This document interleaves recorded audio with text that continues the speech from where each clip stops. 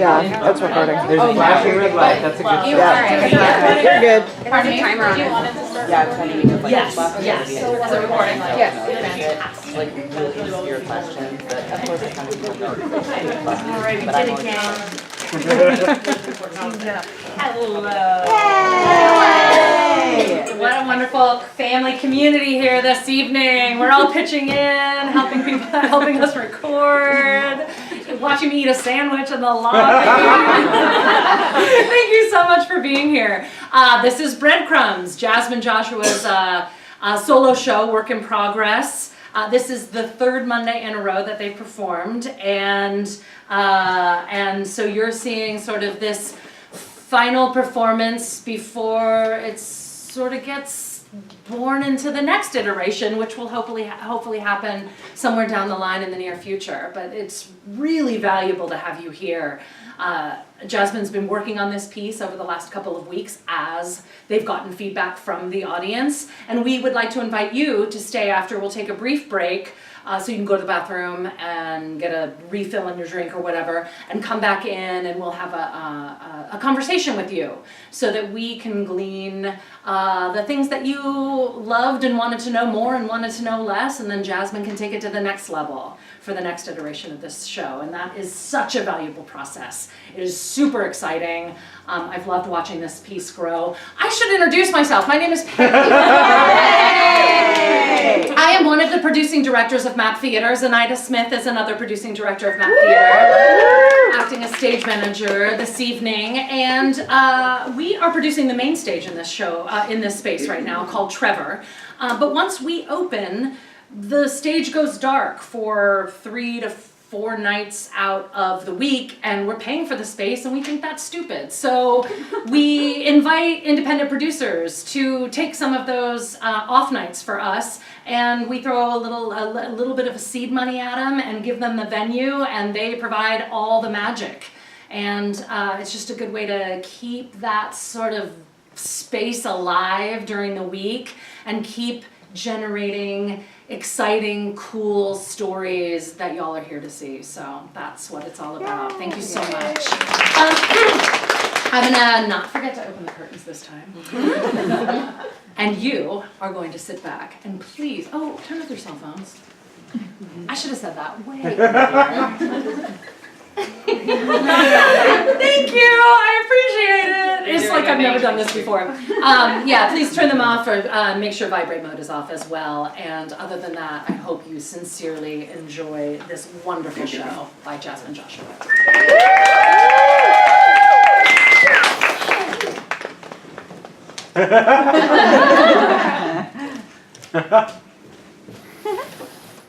That worked. It's good. Ow! Oh God! Nothing like a piece of furniture in your back.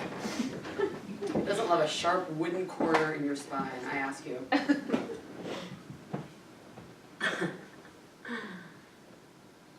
So, my grandmother is left-handed, but she uses her right hand. I mean, like most of the time.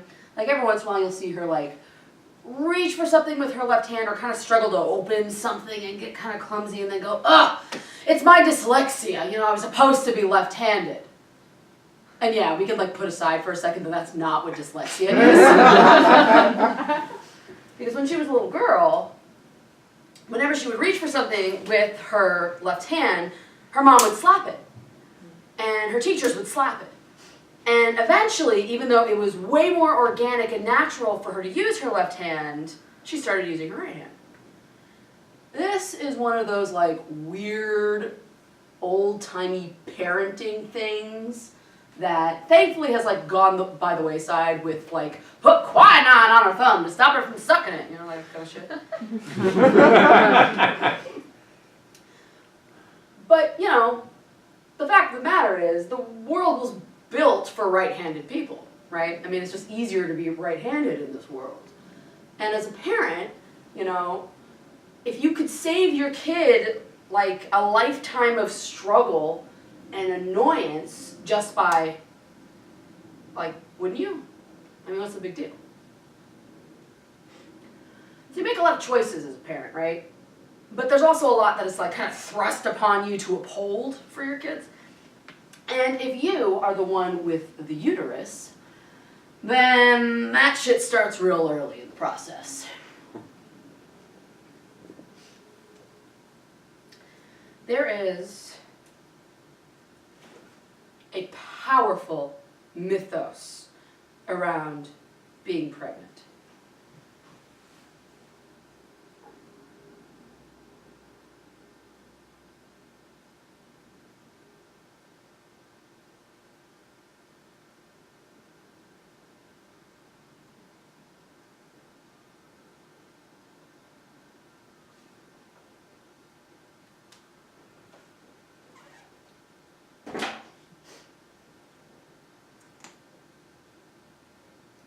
You're a vessel.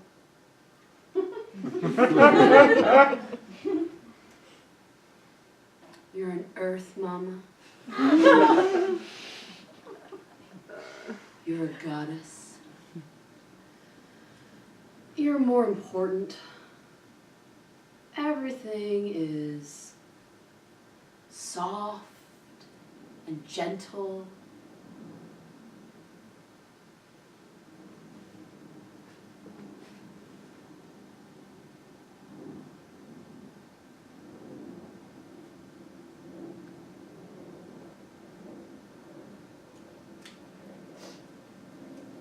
More pink.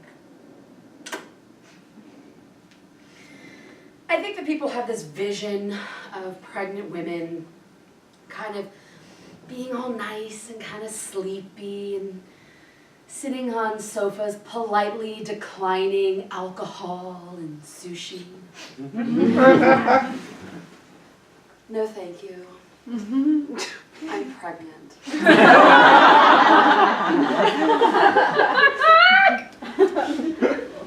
Pregnancy is the most natural, womanly thing that you can do.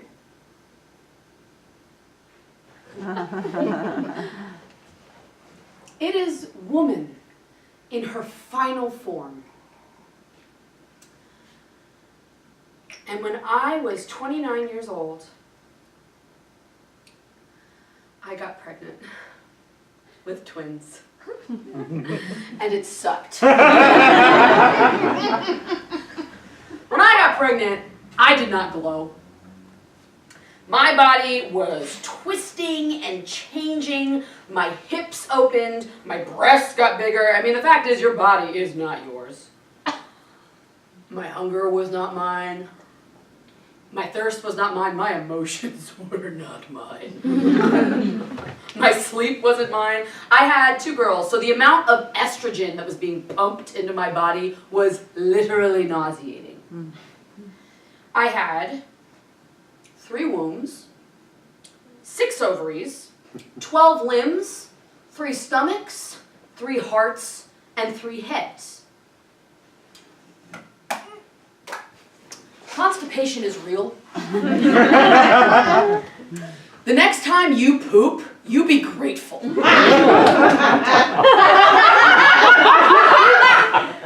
Never take pooping for granted. I was once so constipated that by the time I finally shit, it was so spherical it looked like something that Indiana Jones would run from.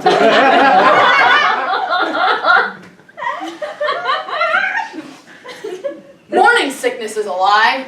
It was all the fucking time sickness. There's not a square inch of Seattle that I have not puked on. You're welcome. In front of Pam's Caribbean Kitchen in Eastlake. On the 5 in the middle of traffic. On the 5 on the side of the road. In front of Seattle Musical Theater on a 5. I actually had a pee towel in my bathroom because when I puked, I would puke with such force that I would full throttle piss myself. And so I had a towel, to kind of make it easier and, like manners. Now,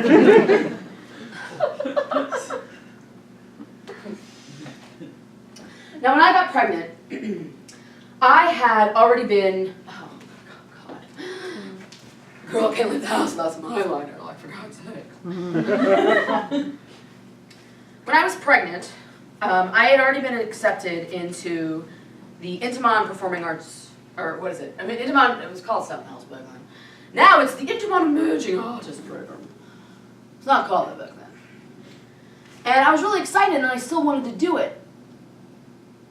But, you know, I wanted to let them know that I wasn't sure by the end of the summer how I was going to look. I just wanted to let them know. Because there's this, like, there's this weird thing that people think that pregnant human beings, like, are capable of things. But they called and they said, yeah, no, it's fine, absolutely. Go nuts. So I did. Except I was not allowed to take part in... I was not allowed to take... I was an acting intern, and I was not allowed to take part in the master classes of acting because the master class acting teacher was afraid that I was going to hurt myself.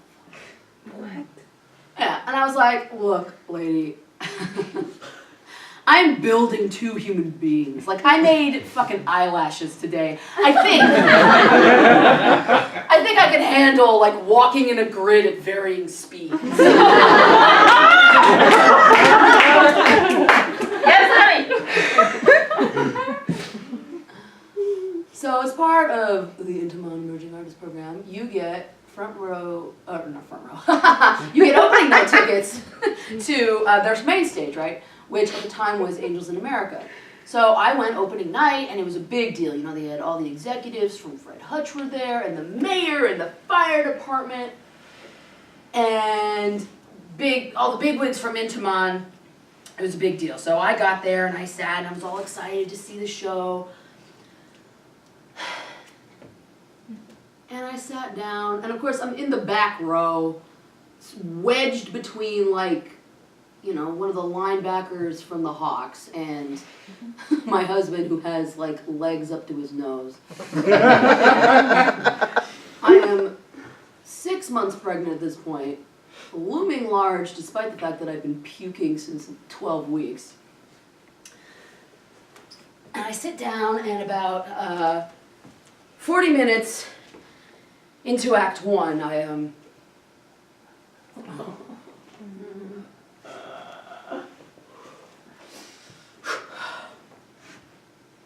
not gonna make it. So I got up and I crab walked down the aisle, and I think I'm gonna make it. I'm gonna head up the ramp, and I can see the doors, and I push over the doors, and the bathroom's right there, and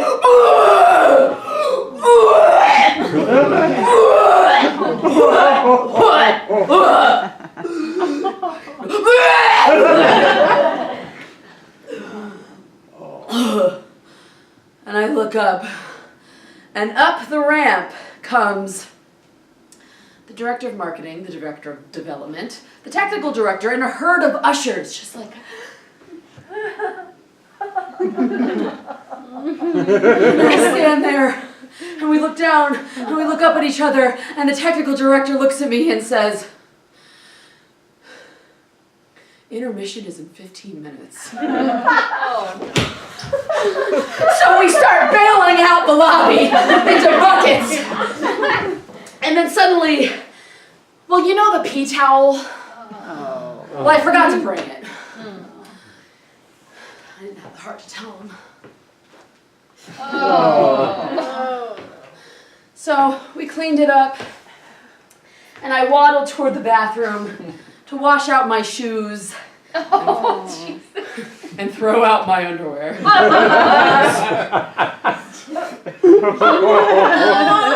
Just didn't need it. Like they had been through enough. And I stand up there, and the hordes of people have come out. And finally, you know, my spouse finds me. He goes, "Oh my God, what happened? Where are you okay?" And I say, "We have to leave, and we can never return."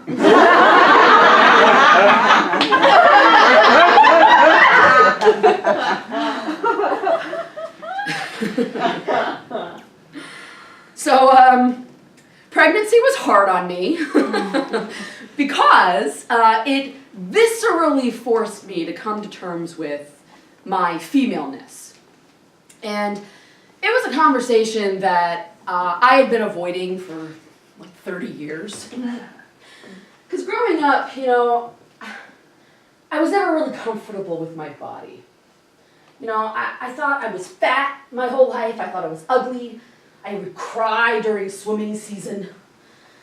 And people said that, you know, I didn't really know how to walk right. You know, they said that I would carry myself like very stiffly. I wouldn't move my upper body. This was my purse. I've never seen a woman walk before.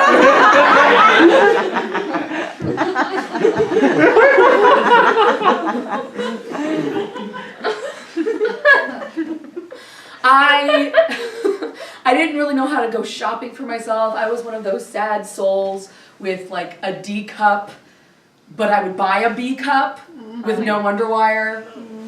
It's just, no, don't do that. Go to Nordstrom's, they'll help you. It's tragic. But I wanted to be very small. I wanted to be very dainty and, you know, more feminine, right? You really know what that is. So in high school, there was this boy, and he sat behind me in my AP English class. There's my mascara. And it was at the beginning of the school year. It was a new school. And there was this tall, dark-haired, handsome guy, and he sat behind me, and we'll call him Nathan, because that's his name, and I don't give a shit.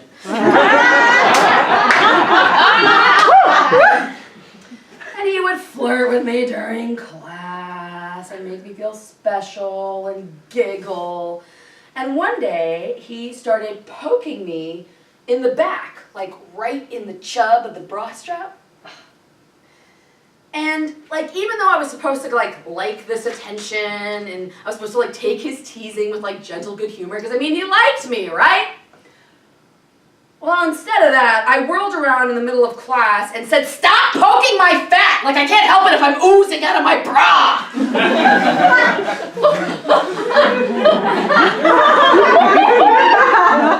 Teenage Jasmine.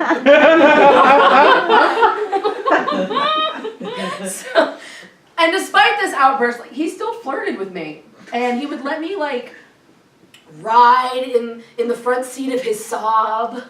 And I'd let my imagination, like, run away with me because, you know, like, I had done it, right? Like, I had attracted a guy. Check!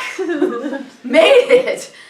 And when eventually, like, he inevitably started dating someone else instead of me, you know, I often wondered, was it because I yelled at him?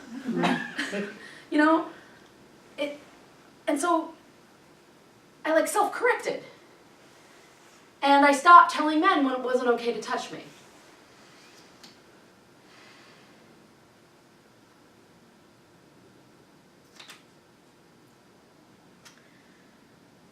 So we both went to college. And all during college, we would meet up like during the breaks to like go on like friendship dates. And he would drop these like really stupid hints. Like he'd say shit like, "I like girls who wear short skirts. I like girls who wear thongs. I like girls who wear toe rings." The 90s was a wild time. But my absolute favorite one was, "I like girls who don't eat salad for every meal," because I was like, yes! That I could fucking do. Now we're talking here, right? So this one time, we went to the county fair, and I wore a short skirt and a thong. Ooh. That skirt was so short. How short was it? That skirt was so short that my bare ass hit every seat in that fucking Like, it is a miracle that I did not get some sort of fucking UTI. The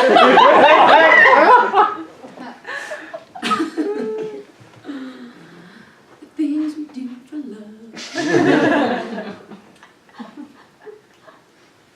Man, first try, motherfuckers. Yeah. Ow, what? I spoke too soon. No. Fuck it, it's fine. So at one point he asked me, he said, I told him that I was wearing the thong and short skirt, and he said, oh, well, like, well, why didn't you, like, walk in front of me so I could tell? God. I was like, sure. Oh, okay. And I did. I walked in front of him and tried to, like, walk as, like, sexily and femininely as I could, so that he would choose me, so that he would love me. Because that's what you're supposed to do when you're a girl, right? And even after, you know, I grew out of this obsession with this boy, I still struggled with performative femininity. I wasn't good at it.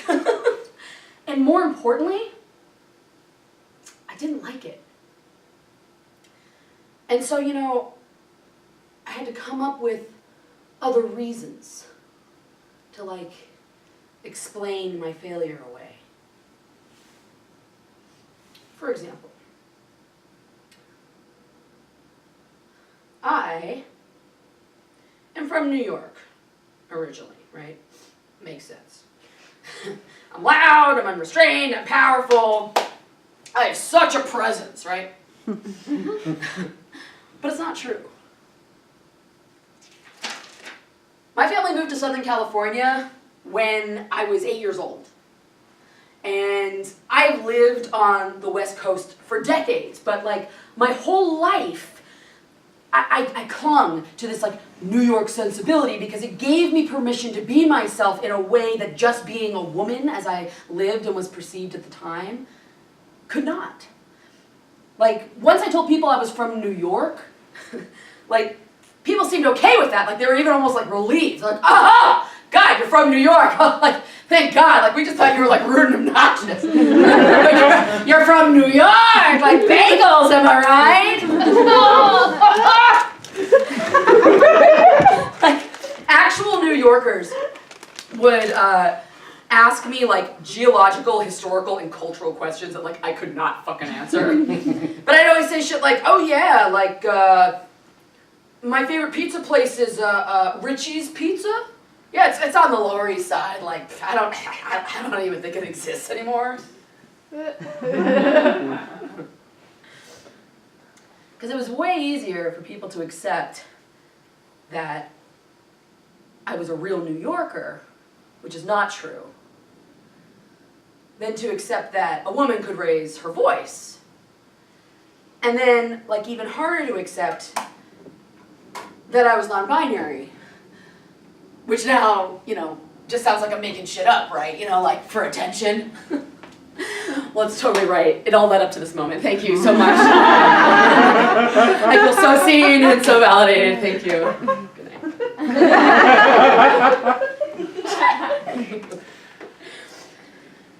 Actually, I don't remember the first time specifically that I heard the phrase non-binary.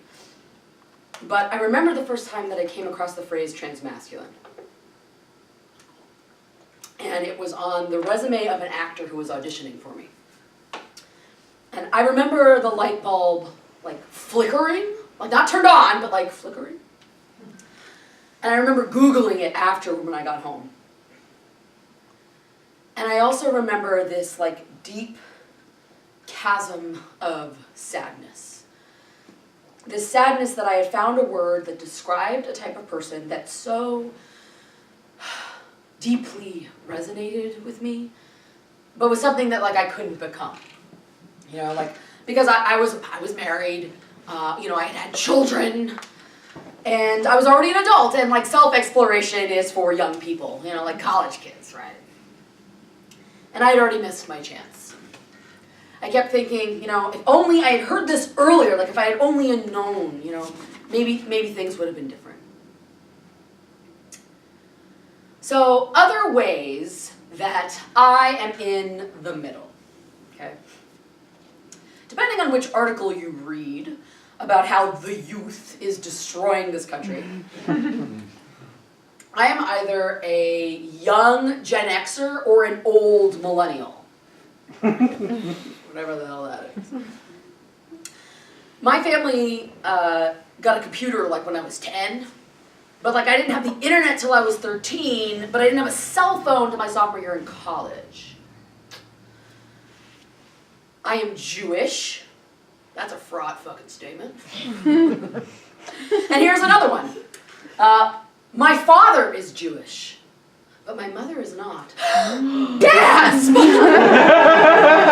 And I could feel the like, but I thought, and the, but then you're not really. So we weren't religious at all. Yeah, at all. Like, my mom is a New Age witch, and she was raised Catholic, and my dad had a menorah. So that was it. Like, my dad's side of the family is filled with these half-breeds, you know, they're like, turns out that Italians and Jews like really like to bang. I am Jewish. It's hard to say that because I want to quantify it. I make jokes. I say that I'm a mudblood Jew. I say that I'm Jewish. It's actually good, right? But I want to excuse myself like over and over and over. Like, I'm not really, I'm always like sorta. I mean, well, you see, I'm not Jewish enough for my Orthodox cousins who are like surprised when I know the prayers. And it's not that I vie for their acceptance. It's not true. I mean, I do. I do vie for it. See me. Accept me. Let me be a part of your community. Let me have the inside jokes. I'm Jewish enough for our enemies. Why aren't I Jewish enough for you? I thought about converting before my children were born, just so that they wouldn't have to like deal with this. Like, I could be officially Jewish, you know, and therefore they would be officially Jewish. And even if they never said a burqa after they left my house, like, they could always claim this birthright and no one would question it. They could always show their pedigree and they wouldn't have this like longing that I had. And it's stupid because I'm not a religious person, but I wanted that immediate acceptance of being a part of this group, a culture that was mine, a culture that I felt at home with and yet was never taught to me. I learned the prayers and songs as a young adult. I lived in a kosher Jewish co-op. I was a Jewish studies minor. I took 2 years of Hebrew. I went to Israel. And still, I make jokes about my Jewishness. I make excuses. I make jokes. Like, I don't even believe that your mother has to be Jewish in order for you to be Jewish. Like, by converting for my kids, I would be a hypocrite. It would be a lie. I'd be protecting them from, like, future assholes who I don't even respect. Like, for what? To make it easier to navigate the world. We value freedom of religion in this country almost more than any other freedom. Like, we value freedom of religion more than we value freedom of self. No school can question when someone has their kid opt out of health class. But if you let your kid wear something not coded for them, well, there are questions. Lots of questions. But I mean, you know, my mom, she took me to like New Age cult camp when I was 16 and like no one said shit to her. Yeah, I bet you didn't expect that sentence in this show. When I was 16 years old, my mom took me to New Age cult camp in Montana so that I could get my soul merged, obviously. Because you see, like, your soul isn't actually in your body. You know, it kind of like hovers above you, and when you reach a certain level of enlightenment, you can pull your soul into your body. And there's only one place in the United States where you can get this cosmic procedure done, and that place is in Nakashala, which is a compound outside of Missoula for the Divine Unity of Light Workers, of which my mother was a member. So one morning, during our daily meditation, this regal woman clad in white entered the teepee, bearing incense and several rattles. And the disciples in the room rocked and gasped, for this was Deborah, the leader of the divine unity, and a self-styled guru. She was also known as Surya Ma. She was also known as Rishi Deborah, also known as Ascended Master Deborah G. For our purposes, I'll just call her Deborah. Good old Deborah. And also, in case it already was not super obvious, this person is definitely white.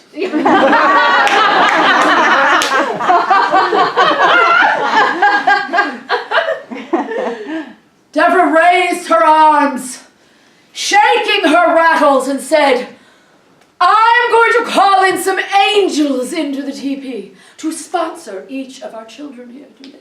And the adults sobbed and orgasmed as each of these angels entered the teepee. And because really, what is like a new age cult full of like middle-aged hippies if there's not like some sort of cultural appropriation? Like it just wouldn't be the same. So once all of the angels were assembled, Deborah asked each of us if we could see the color of these angels. And now I'm going to admit, all of these adults who are like hooting and hollering and crying and rocking as Deborah is bringing in all of this very intense energy, and like, you kind of started to believe a little bit. You know, you didn't want to be like the only idiot not having a good time, right? I guess that's why Deborah is like the leader of a cult, right? So finally, Deborah comes to me.